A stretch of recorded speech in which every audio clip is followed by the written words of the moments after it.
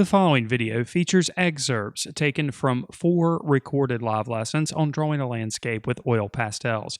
To learn more about how you can access this complete series as well as the other recorded live lessons, courses, and lesson plans, visit thevirtualinstructor.com/members. So again, I'm not putting super heavy pressure here, just medium pressure, and I'm kind of still going with diagonals. I'll make little small circles and kind of go at diagonals at different points. And it depends on how far you want to take this. You know, the tooth of the paper showing through and that texture is kind of interesting. And I'm putting some real heavy pressure on the pastel to make these cloud-like marks here. Now, one thing you got to keep in mind too, the reason why we see and understand things in a painting or a drawing is because of how everything in the painting or drawing works together to create the illusion. So, you know, right now, all we've got are some marks up at the top of the paper. There are some blues and a little bit of yellow. And it's only going to look like clouds when we have it in the context of there's a ground plane underneath here and define that. Now, I know the purple is not the same color as what we're seeing in the reference, but this is an opportunity to exaggerate and create a little bit of additional contrast here.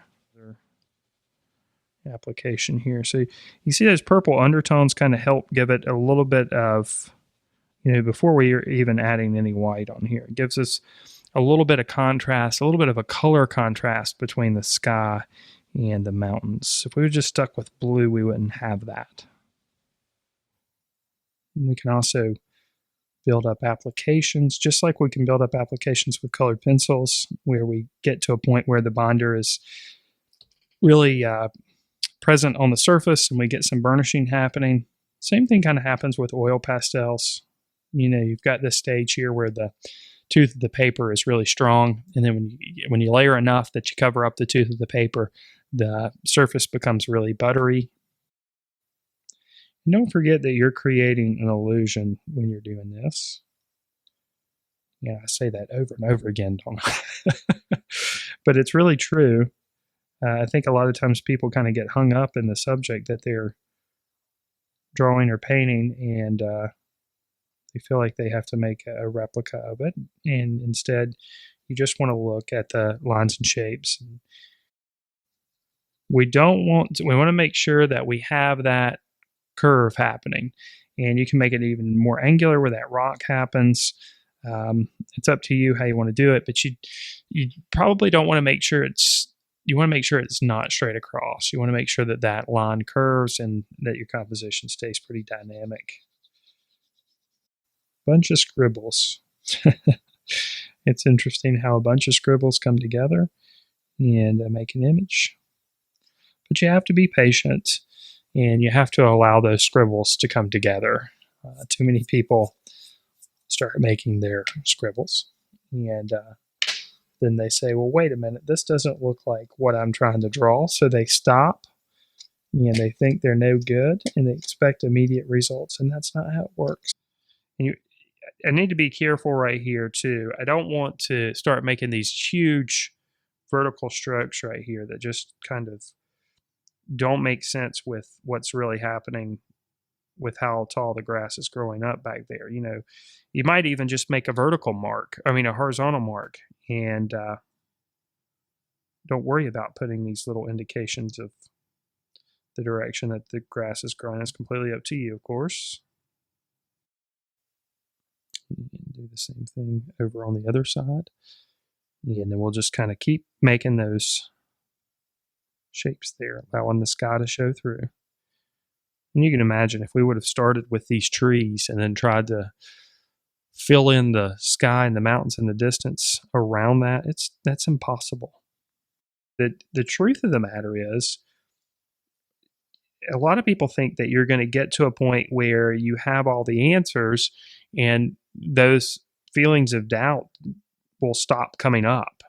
And let me tell you, they don't ever go away. In fact, the more experienced you become, the more the more you kind of think about what you're doing, which is good. But if you allow it to kind of hinder what you're doing, then it can get away of your creativity and kind of hold you up. And we just want to put hints of color here and there. It'd be real easy to just kind of start going over everything with each color, but really we want to have the variety in the color. So, and one thing that I would suggest is that you don't get overworked over the colors and making them exactly the same. A lot of people kind of obsess over that kind of stuff, and sometimes if you're not careful, it can paralyze you. You can kind of get stuck in one area of a painting or a drawing and just keep reworking it and working it, and you're going to drive yourself crazy doing that. A river of yellow that kind of pulls you up over here and then back across. And the more that we add down here and the more interest we add, especially down here in this corner, the less that rock in the center is going to be a dominating factor. Stop thinking like a pencil. We're trained to think like where everything we make a mark with is like a pencil, because that's what we're given when we're children, and that's how we learn how to write. We learn how to write, and we usually learn how to draw with a pencil initially. So it only makes sense that every medium that we pick up, we think of it as like a pencil, and it's hard to break away from that. And since we're kind of taking a looser approach, we're going to let our viewers' mind do some of the work for us. And we're just going to concentrate on making marks that kind of mimic the grass. Don't worry about those white flowers or yellow flowers yet. That's going to be one of the last things we add. So you can see here that the colorless blender is really muddying things up. Muddying's not the right term, but kind of mixing things together and making it a little bit blurrier. But at the same time, it's also working the material into the tooth of the paper. So when I layer colors over the top of this, we won't have to worry about the tooth of the paper, and they'll feel a little bit more like they make sense with the rest of the image. But again, I think a lot of people, they never make it to the point where that all the fun, interesting things happen. They put so much pressure on themselves early in the drawing, or even in the later stages of the drawing at different points. And if things aren't going exactly the way that they thought they should go, they stop and they give up.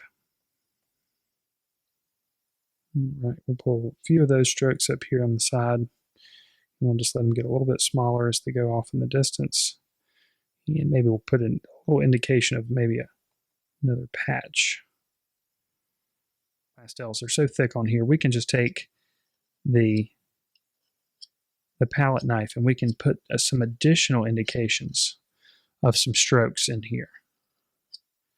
We can even pull up some indications of branches and things. Now, and they're really not white in the reference, but what's happening is the color underneath, the yellow that we've already put down, the yellow ochre, is going to mix with these and tone them down and make them look a little bit more natural. And I want to make sure that I don't just blanket the bottom here with dark value. I can make this side a little bit darker though, because that would create a little bit too much heaviness down here at the bottom. So I've got a 90-degree angle right there, and I'm just going to pull it straight out to the side.